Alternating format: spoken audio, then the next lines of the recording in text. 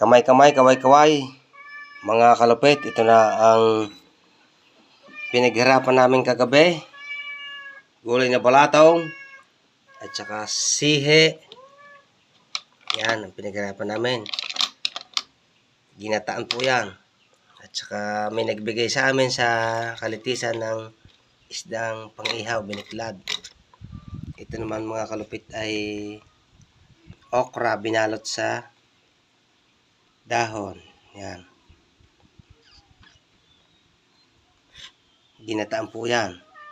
Yan ang aking pananghalian.